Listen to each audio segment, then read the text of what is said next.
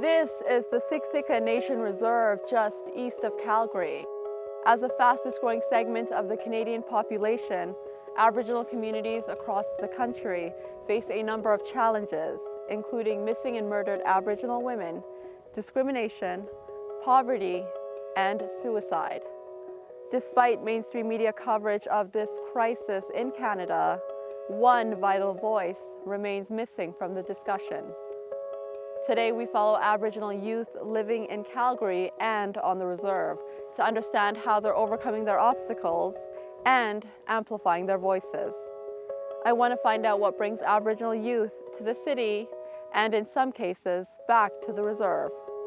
I want to find out how they reserve their identity.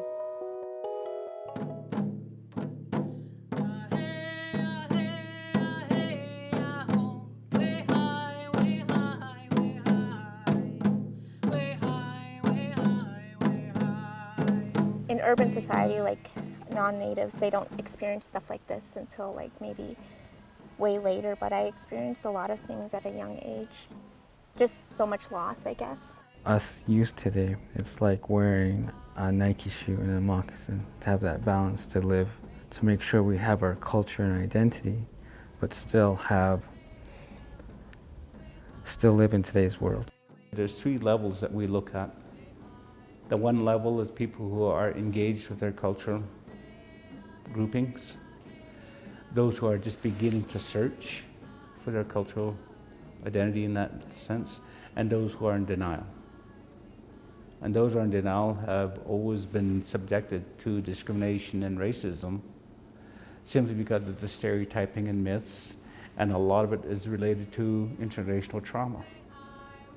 The trauma that they've been subjected to from history on. And nobody has really dealt with that. Way high, yo.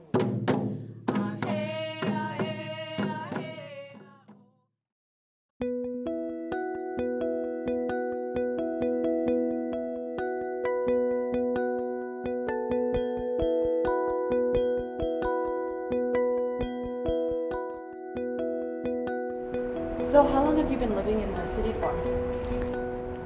3 years.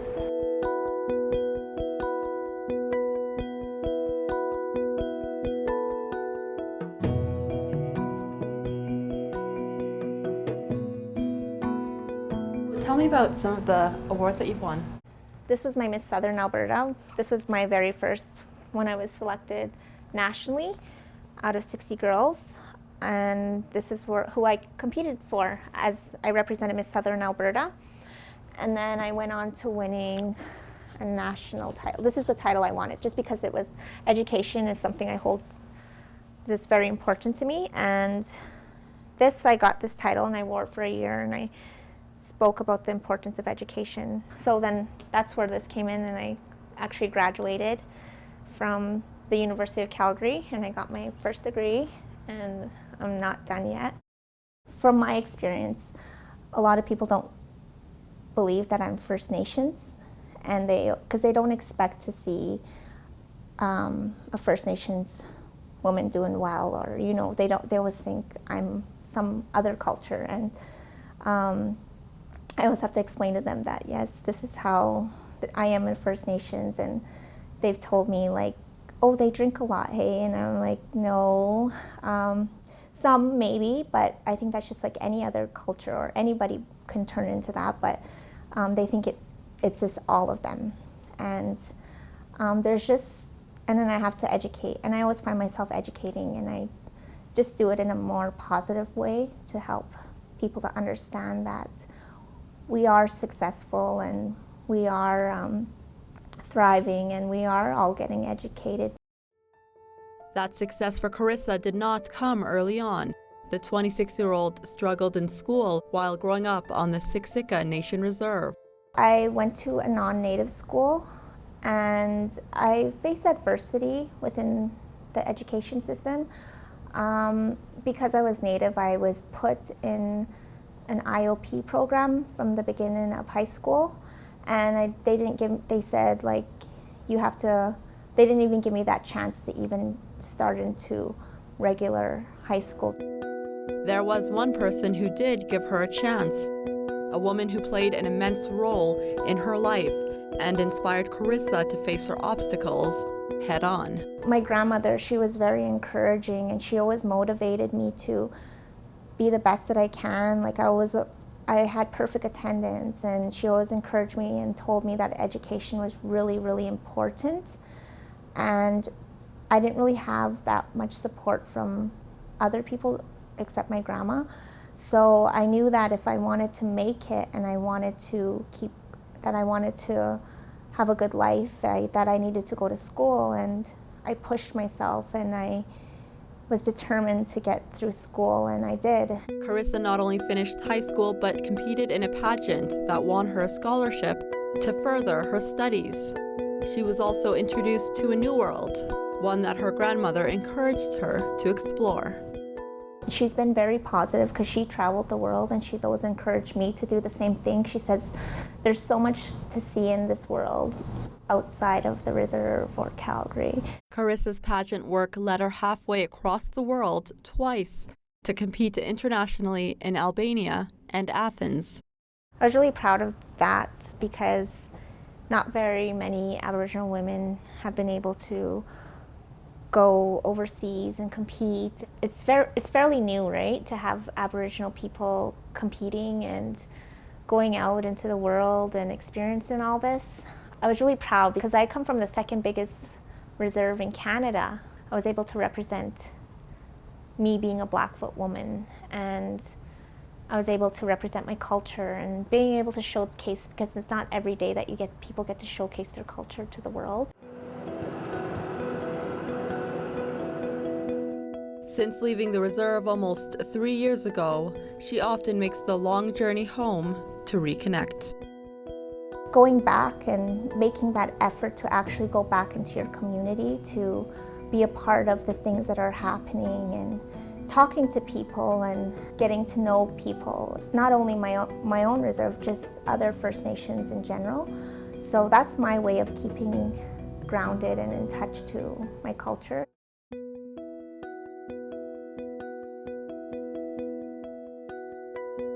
What kind of memories do you have coming here? A lot of mostly my childhood and just up until the flood. I grew up here, and I used to walk this road every day to my bus, and the Texas gates was something I always remember driving into, the rumbling. And What happens when you lose your cultural roots? people lose touch with their cultural roots, and I think that's a time when you know that you've lost those roots. I think you should just people should take the time and the effort to speak to an elder and to really connect with them in that way and learn more about their culture. And do you see that happening today with young Aboriginals? Absolutely.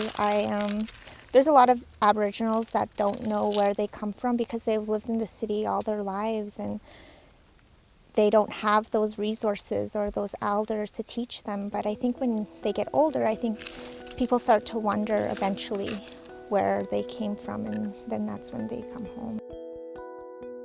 Some people don't even know we exist, or if they do, they think that they have all these different ideas of where we came from. But being a First Nations woman and learning all this stuff, I take with me every day, and it's shaped me to be a person of, I never forget who I am or where I came from.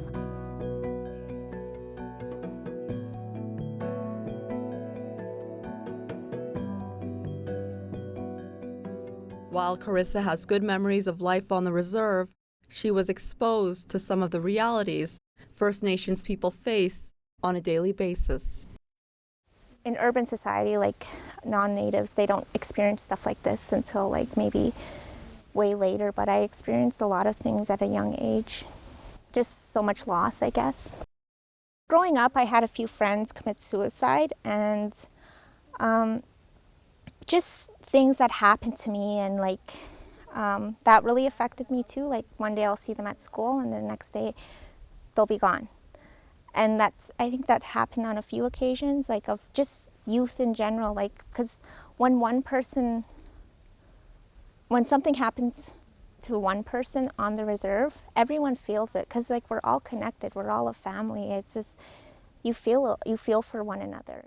Carissa wears her loon ring daily because it holds a meaning that most young Aboriginals can relate to. The loon is the only bird that can fly with the birds and swim with the fish and walk on land, and they're very beautiful birds. And I think, I think that's just an example of living your life like that, being able to go living in two worlds, like the water world and the sky world or the land world, like just living in these multiple worlds. And First Nations people do need to live in multiple worlds, like one being on the reserve and one being in the city, because it's two different lifestyles, two different places. You wouldn't know, like, so then you walk and you have to be able to go back to your community and communicate with them. At the same time, you need to learn how to be in the city and to work and to go to school. So you need to know those two skills. For Levi First Charger, living in two worlds is a concept he understands all too well. Across the city, he's on the front lines helping young Aboriginals. Once I see your mom, then I'll help you get back into schools too. Okay? As a child growing up in the city, Levi dreamed of becoming a police officer. This led him to study law and justice in university. But that all changed after discovering some statistics that made him rethink his career choice. I always knew there was high Aboriginal youth and adults that are involved in the welfare and child welfare and justice system, but it didn't really hit me until I was in the classroom and when I saw the PowerPoint and the textbooks and actually saw the number. I changed my career goal to a youth worker from being a police officer because I wanted to help my Aboriginal community, and I knew I couldn't help them if I was a cop like how I wanted to.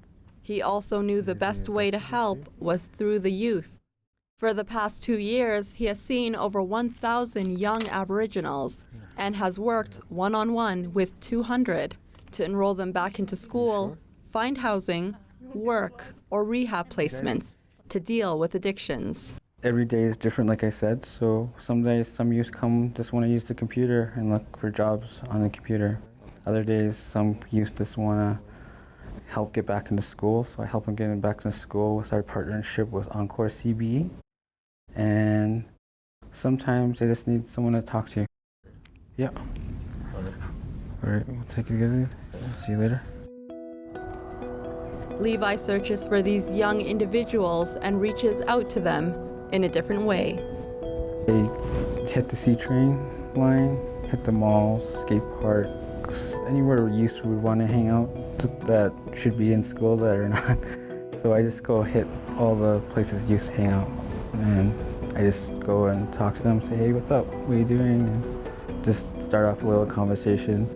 Then usually they think I'm there to like skate or do some skateboarding there with them, but I tell them what I do, and they, oh, okay. And I tell them, give them my card, then if they want to connect, I meet them in the community for lunch or coffee, then I ask them what their interests are. And the way I work is they got so many people in their lives, like adults, teachers, guardians, caseworkers, social workers, always telling them what they should be doing, what program they think they should be doing.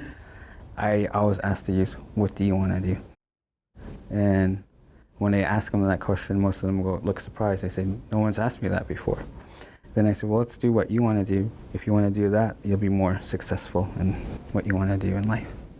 Either school, work, programs. For those coming directly from the reserve, life in Calgary can be overwhelming.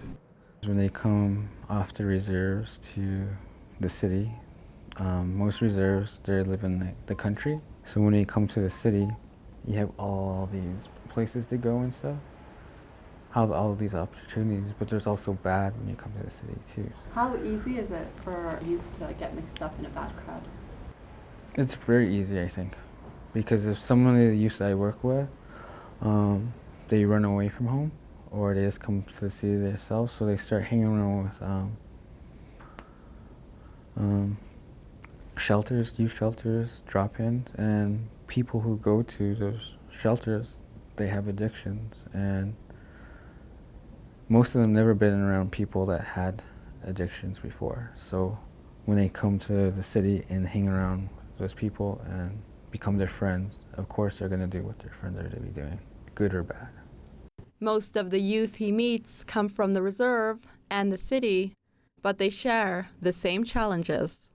Many coming from some kind of abuse at home. It's something that Levi says stems from a deeper issue, leading back to residential schools. We make a visit to residential school survivor and elder Casey Eaglespeaker to understand how the past is impacting Aboriginal youth today. Good morning. Good morning. How are you doing? Good, how are you? Thank you. For having Our youth are very much disadvantaged. The trauma that they are being subjected to was not of their own choosing. It was not of my own choosing or any of my past ancestors. 7 generations of people who went through residential school, and now the 8th and 9th who are now living, are still being victims of residential school because of the transmission of those traumatic events. You know, when you're being taught, and I say this 5.5-year-old kid who's been taught that everything about him is wrong, and the abuse that you went through, and you start really embedding that, and you start believing that this is the way you're supposed to be, and you have this belief that's embedded in you and is pounded into you daily, by the time you leave, you're going to transmission that to others. And even when you're not realizing you're doing that, you're going to possess that. Even if I take a look at as I grew up and when I got married, there was this point where there was a fear factor that came in. My eldest one, when she reached the age of 5.5, a tremendous terror hit me. How do you treat a child at that age? Because I didn't have parents at that time. I had a school. And you don't know how to treat a child. That's been removed from you. So you disengage from your own child. And mine is from fear. Fear of, what do? I don't know how to handle this. I don't know what to do with it. You know, it's fortunate that my wife, she was in a boarding school in the U.S. for about 6 months, but at least she never lost that. So she had that connection. And it was through her that I learned to reconnect. So by the time our third one was born, the connection had happened. That fear had been removed. Casey had to unlearn what happened to him in residential school in order to understand the issues his people are battling with, especially the youth. A lot of people don't realize the disadvantages that these youth have. Being disengaged from their own people and then hearing that negative view of their people from the outside, you become ashamed. You start closing it off. You don't want to be identified as being a part of, because then you're going to be disengaged from everybody else, isolated.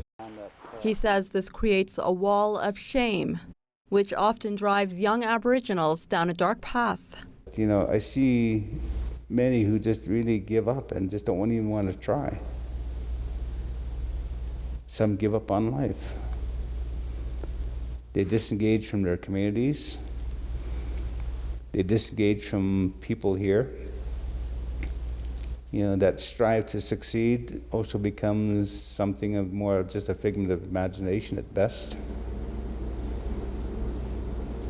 You know, it just, they start trying to find a sense of belonging somewhere else. And in some cases, it takes them down the wrong road and they end up in gangs. A place where they feel that they have a sense of belonging, where at least they can walk together, and if somebody makes a racist remark, they can react together. It's a sense of safety, I guess. There's a story behind it. So they learn to do that, and that's a part of everything that we try to help them with in connecting with culture. As an elder and someone who walked the same dark road, Casey feels a driving need to help in the best way he can, through cultural teachings. We have to connect our youth to the elders for that transfer to happen. If it doesn't happen, then the elders will, and we're seeing more of our elders passing into the spirit world now, so a lot of knowledge and teachings are leaving with them, and that'll be lost forever. So they're crucial that we engage them with our elders, because if the elders aren't there to engage with the youth and the youth not engaging the elders, then all that we have will disappear. You know, our cultures are a dying culture. They're the fastest cultures dying in the world. So we need to we have to have a resurgence of our culture. What happens if that transfer doesn't happen? How does that impact young Aboriginals? There's a sense of loss that they'll never get back. They'll never know what it was. They can read about it, but they'll never know how. That's an important part of it. So, see what I'm doing right now with my grandson, I'm sharing a lot of what I know with him already. There's a transfer beginning to happen with him. And I'm sharing that with my other grandchildren too, so that they have that with them. So that when my time comes, I don't take it with me. I shouldn't be taking it with me. I should be leaving it here for the next generation. Because if I don't leave what I know now, then they will never know. Is that your fear? That is the fear we all have, that our young people will never know. So there's a driving mode to get the young people engaged at some level, connect. Do you feel that you have to work quickly today? We feel that we do. There's an urgency around it. But it also says that we also have to take the time to teach when that moment arrives. We can't just do it in one setting. We can't do it over just a day or a week or a month. It takes time. So we try to do the bulk of it as much as we can over the time that we may have that young person with us. You know, for all I know, I don't know when my days will end, but until then, I have to continue teaching until it happens. And hopefully I give enough of what I have for them to add on to whatever else they're picking up from others and continue that journey.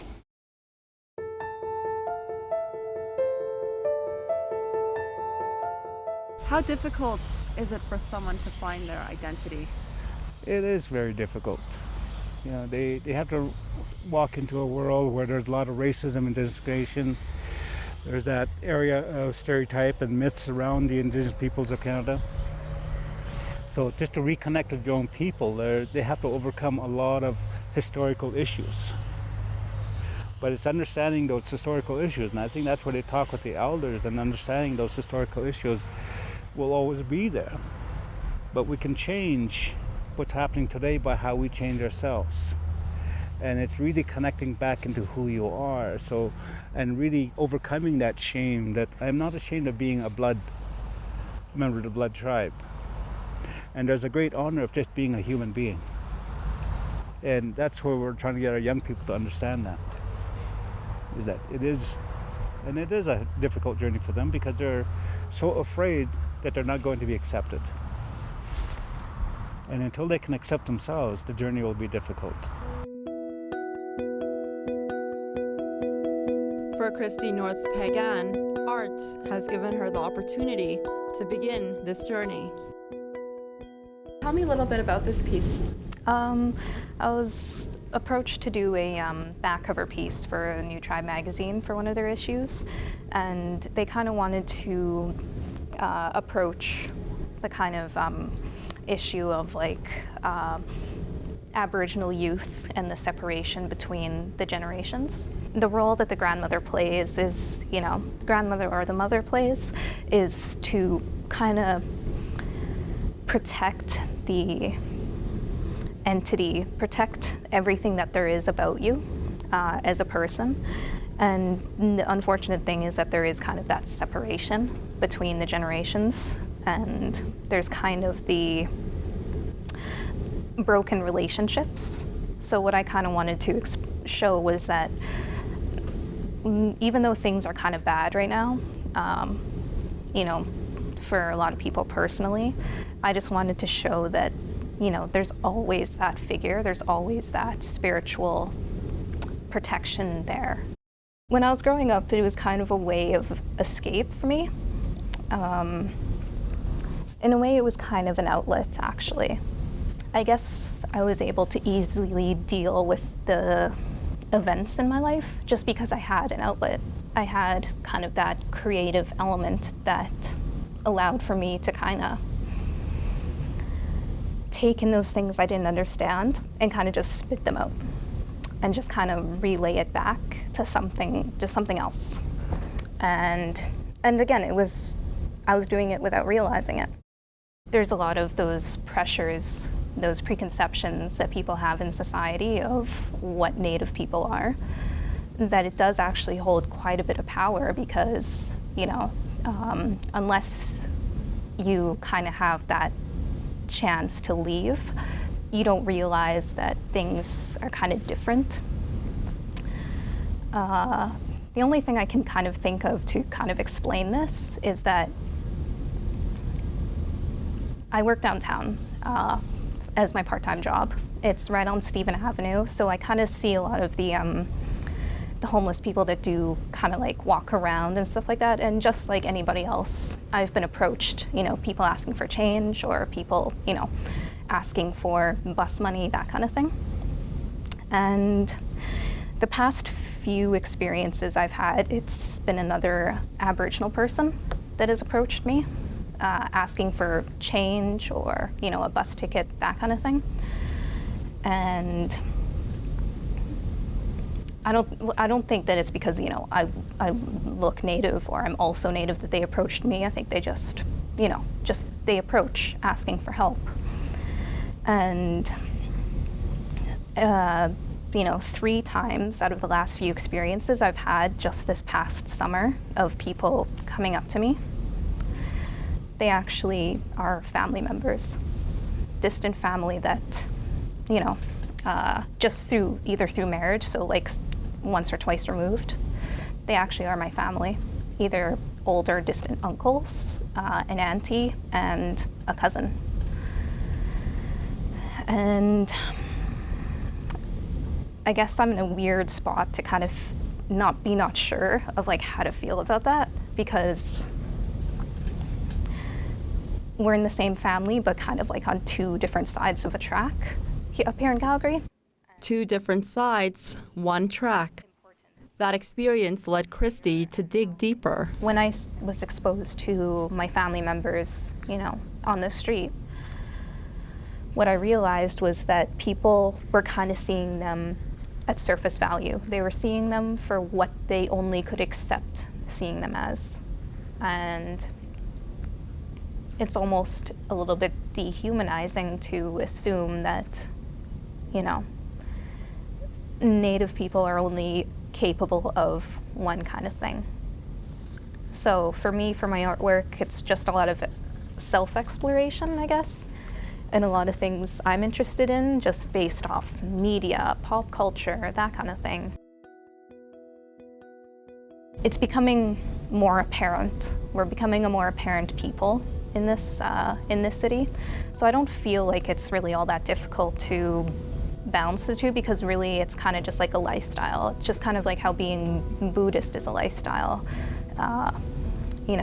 Every other religion is kind of a culture, and there's always ways you can kind of continue to walk the footsteps of your culture and your identity, and also kind of try, I guess, my goal is to somehow lead it on a new path in a way. Levi and his team focus on culture as a way to fill the gap for disconnected youth. Elder told us once, for us youth today, it's like wearing a Nike shoe and a moccasin, to have that balance, to live, to make sure we have our culture and identity, but still live in today's world, mainstream, have an education, have a job, have a house, have a car, and all that. To me, they both work together. So once you have your identity, know who you are and where you come from, then you can live over here in the mainstream and become who you want to be. Even though I won all these awards and everything, I think this is just my way of showing other First Nations or youth that they can do anything they put their mind to. And I'm really proud of how far I've come and how much I persevered, and even though I grew up on a reserve, and I was able to do all these things, and I just like to showcase to other people that, you know, like you can do anything you want, because it doesn't matter where you come from. You can do anything if you believe in yourself enough. People have to be able to afford themselves the ability to accept knowledge that the Aboriginal peoples are human beings, and that these Aboriginal peoples are a multicultural grouping of peoples. And then can they remove the word Aboriginal and refer to them for what they really are? Human beings who belong to one of the Cree cultures, or Blackfoot, or Pagan, or Mohawk, Haida Gwaii, Salish, Kootenai, Inuit, Métis, whatever it's going to be. That's what they are.